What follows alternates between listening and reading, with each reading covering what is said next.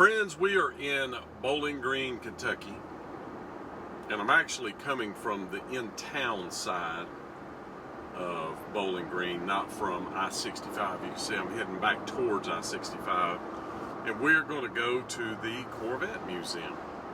And I'm going to fly the Glory over the Corvette Museum, but I'm also going to fly over the Corvette manufacturing plant, which is directly across the street.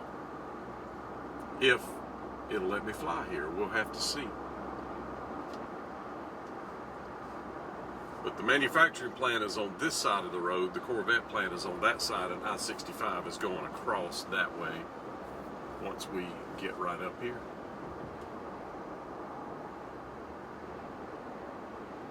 And I have been here before, but it's been many years ago, and they've had the sinkhole since then, and I have not been here since the sinkhole happened. And when I'm talking about sinkhole, I'm talking about the bottom of this museum fell in, and it pulled cars in, and I believe that some of the cars are still in the sinkhole. So we're going to go see. Stay tuned. And there's a car museum right there as well.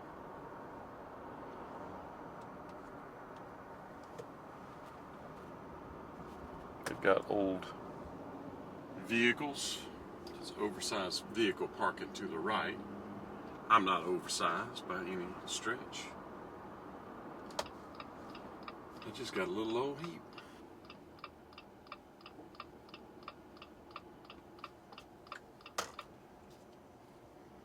Looks like they're having a little bit of a car show here. It's a 67 Camaro. So let's go up in here and see what we can see. Stay tuned. So the first thing I noticed when I walk up is they have the Stingray Grill. They have a place for you to eat. But I also saw the Glory. Saw it looked like a bunch of brand new Vettes right over here. Some even covered up.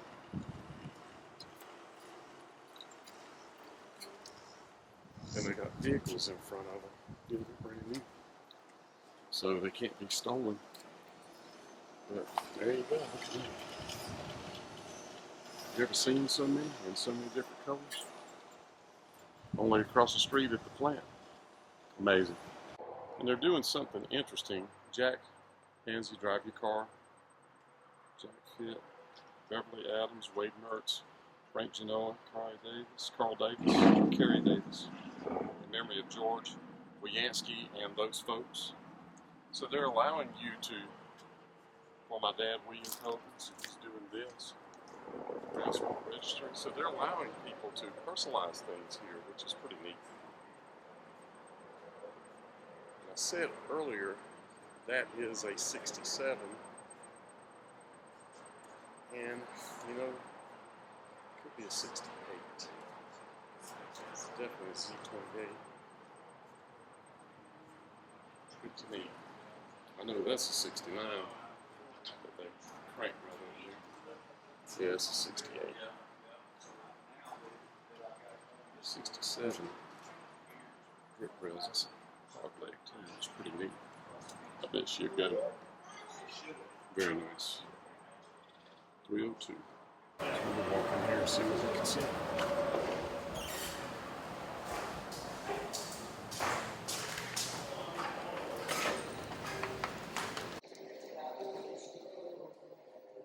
Oh, look at this place.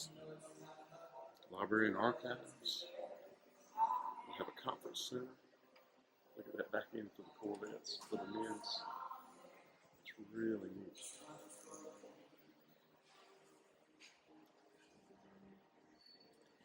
And that's Corvette pre-delivery inspection, so they're getting ready, PDI. The grill's closed. And I love the color of this car. Wow, look at that.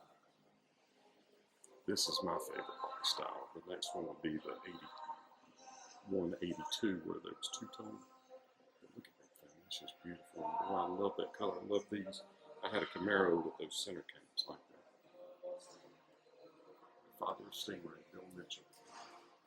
Vice President of Design, 1958 to 1977. So look at that, museum delivery. So you can actually come here and pick your bed up. Corvette on the Boulevard, tour of the National Car Museum, in-depth delivery presentation, unique gold decal on door jamb, personalized interior door plaque, personalized wall plaque, access to exclusive merchandise, personalized photo album, deliveries viewed worldwide via live stream. So you can click this and open live stream and see them doing the pre-deliveries on these cars. When I worked for Ford, I did pre-deliveries on cars, and so did my technicians. Look at the wing on this thing. Look at that.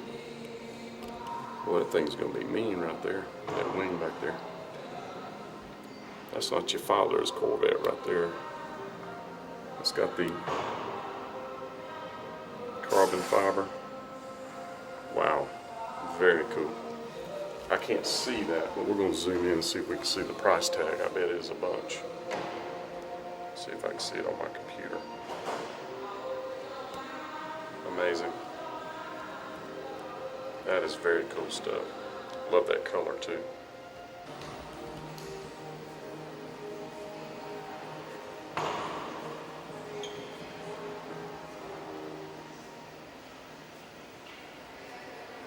So when they have a lot of folks here, they have Stingray to go, fresh food.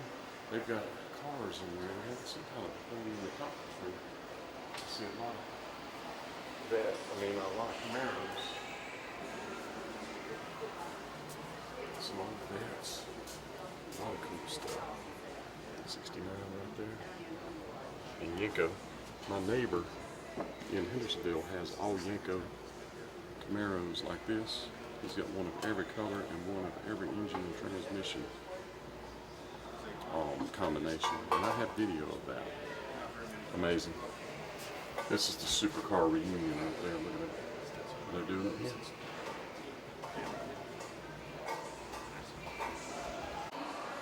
So, American Love Affair since 1953. On June 30th, 1953, the first production Corvette was built in Flint, Michigan. It started a 7-decade drive through time for the longest running nameplate in passenger car history. Welcome to the love story that is Corvette. So that's interesting. That's the longest running nameplate. You know, cars come and go.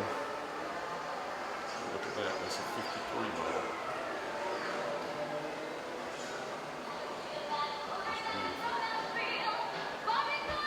Firebird wind tunnel model. This was the original wind tunnel model for Firebird, created by Harley Earl. The Firebird concept cars showed Harley's commitment and passion to the advancement of the automobile, as well as the influence of aeronautics in his thinking.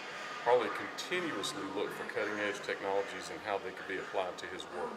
From those early clay models Harley made as a child to this model, he pushed his ideas to the limits, earning his place in history as an innovator. And that is the actual model. That's really cool. And these are examples of things with the Corvette. Look, there's Elvis.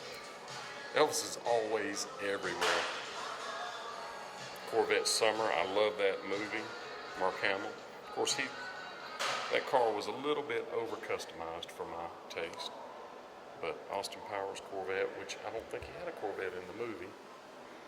But Barbie Corvette, so it is definitely part of pop culture, no doubt. And that is the Gibson Les Paul custom prototype Corvette guitar. That just says Corvette on the fretboard. And George Jones, the one I loved back then, the Corvette song. So George Jones is represented in here. It's too much reflection. I can't get it. So this is my second favorite, as I mentioned before.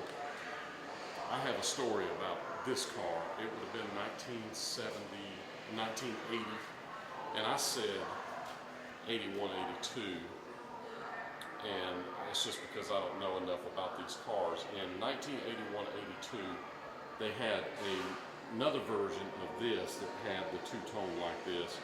It was light blue on the top, dark blue on the bottom from my memory. and then it had a stripe around it that was two-tone blue. And a girl, Jerry Harris, my dad was building a swimming pool for Jerry Harris, and his daughter, which was not much older than me, got a brand new one for her birthday. I think it was her birthday, I'm pretty sure. And I was so jealous. I was 16 years old. It had been 1982. 17 years old probably at the time. And I just love the way these look. But the body style I'm talking about is 81, 82, which is slightly different than this, but similar in the paint style. We'll probably see one. Let's go take a look. It says, the Corvette emblem was removed from the 1953 Waldorf Astoria Motorama Corvette show car hours before the show was set to open. The emblem change was due to the American flag being used as one of the two cross flags. While preparing for the unveiling of the car, a member of General Motors' legal staff rejected the emblem, noting that the American flag cannot be used on commercial products' logos emblems. The result was a redesigned version of the now famous cross flags emblem, utilizing a flag with the Chevrolet bow tie insignia and the French fleur-de-lis.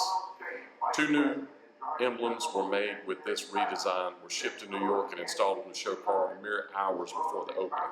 So that was almost the thing that you see on the Corvettes. We'll see a bunch of those today of the normal style. It looks like that. And there's where it was when it was debuted. So that emblem right there was on that car right there. That's Zora that autographed that guitar. He is the Godfather of Corvette. He was a risk taker, a dashing ladies' man, a brilliant engineer, and an opportunist, reckless and resilient. Was all of these things. Zora Arcus Duntov, blessed with a remarkable ability to be in the right place at the right time, he went on to become an American folk hero, wrote columnist George Will upon Zora's death in April of 1996. If you do not mourn his passing, you're not a good American.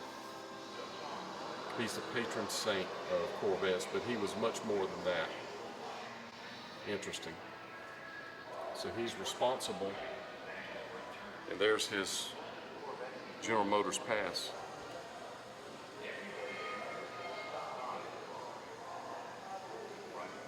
That is cool stuff.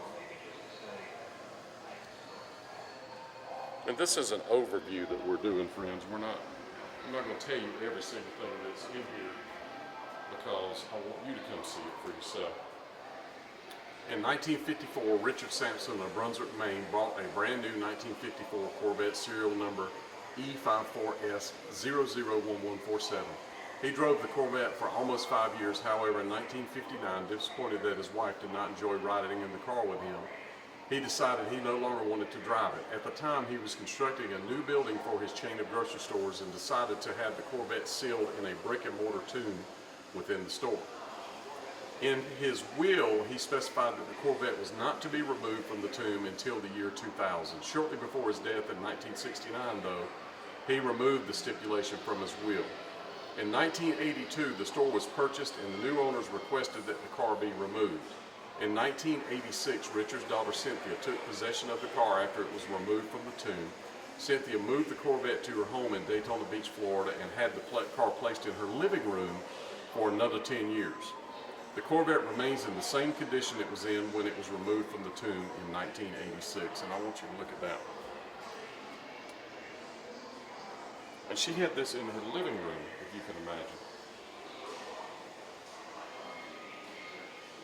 Paint bubbled, but the interior looks perfect. Interesting. It says look at the photographs. I want to see the photographs of them in her. That's the tomb. That's him getting it out. That's in her living room. Look at that. That's what I wanted to see. Unbelievable.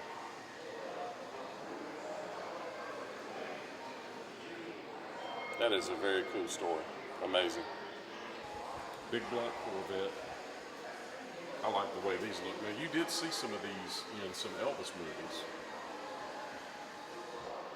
In Speedway and Spin Out.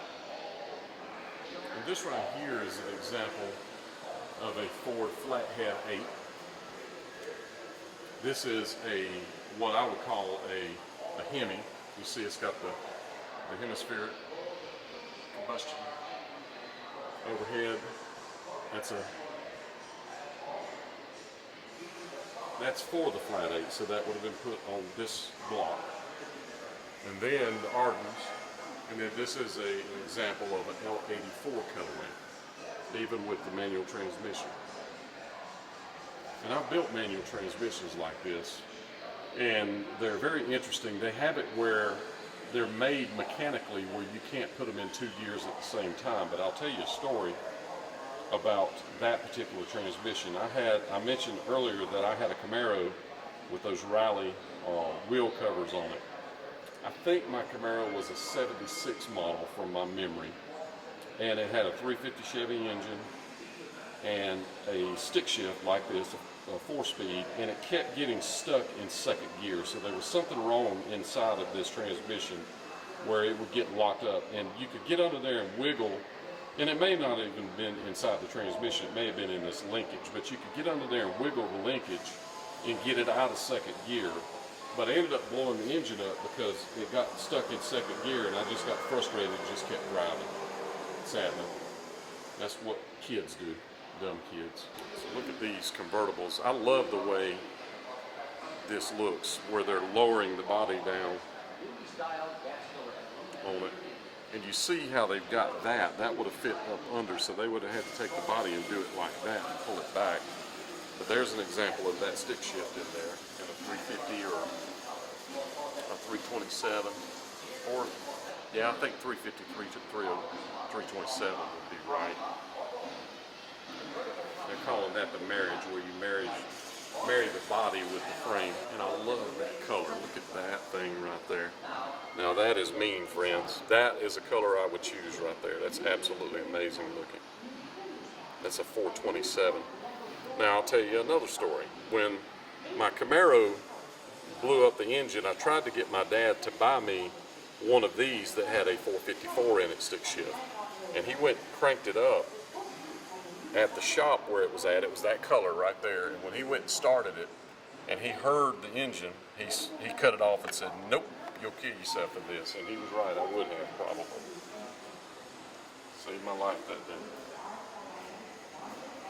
That's 435 horsepower. I'm pretty sure that the one that I was looking at was newer than this. I think it was early 70s, and I'm pretty sure it had a 454 in it. I could be wrong, but I think that's correct.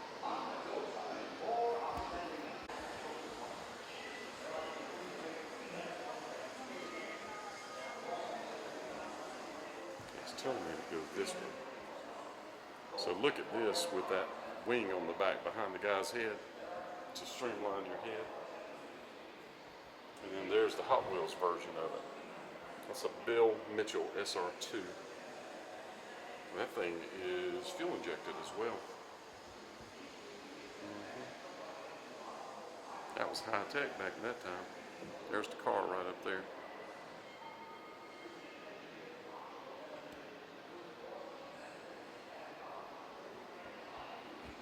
That says fuel injection.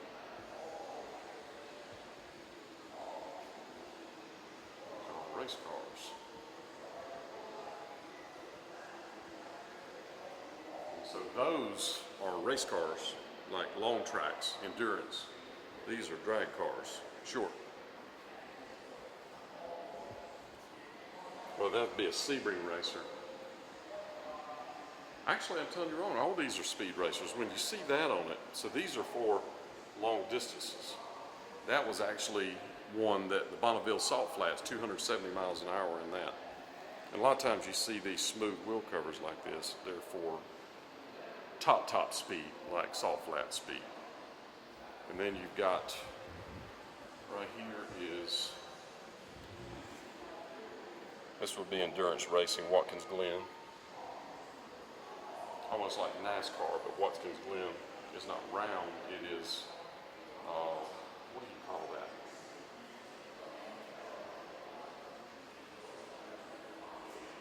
You would call it,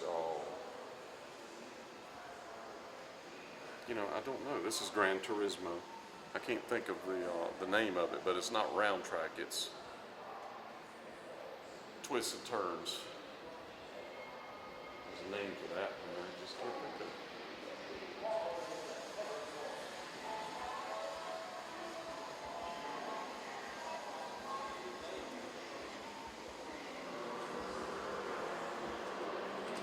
Now this is a little over modified for my taste.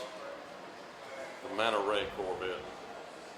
That's kind of like that Corvette summer Corvette that I was talking about. They just overdid it a little bit. Of course, it's still a cool Corvette, don't get me wrong. But that's even got a little bit of, Elvis would have driven a Vette like that. It's got a little bit of a Stutz Bearcat or Stutz Blackhawk look to it, to me.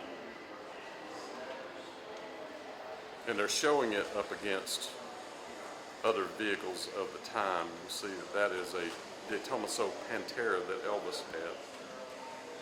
His was a 71 model, that's a 73, so they're basing it off of other cars.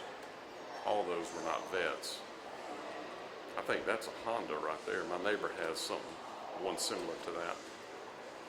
And that looks like a Ferrari. So they're showing the different designs. Now that right there ended up being a production looking a car like that. There's those clay models that they would do. That's some kind of plastic. This is new. They were able to do those kinds of things. But this would be an example of clay.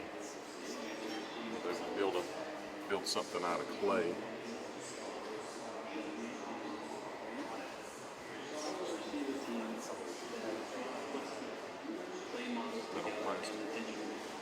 Yeah, very cool. There's the interior. This is the latest version. Interior. You can see banana car. Automotive designers to use contain mathematically controlled sweeps, so they would use this to create curves and that kind of stuff. That's interesting with all the different sizes. We do that with hot tub covers. We have radius corners. And that's a full-scale clay model, so that is clay. Where they're actually sculpting it. Very cool looking. So friends, this version is running a little long, so I'm going to put the part where we go inside the Yellow Dome in the next video. But right now we're going to fly over to the Corvette plant across the street, and you'll see all kinds of Corvettes sitting in the back waiting to be delivered. I think it's pretty cool. Let's fly over and take a look. Thank you so much for watching.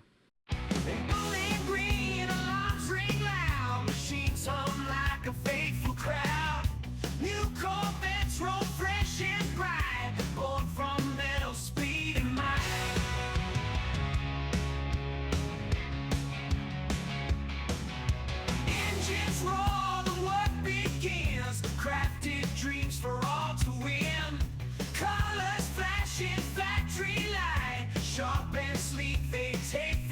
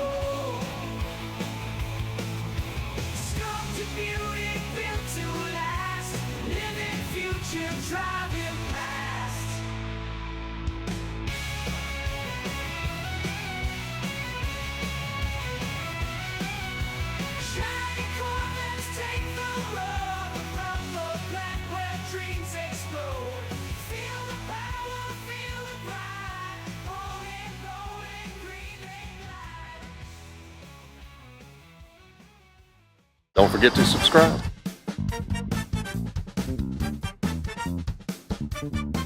And if you're new to this channel, Adventures of the Spa Guy, I have more than 600 Elvis videos.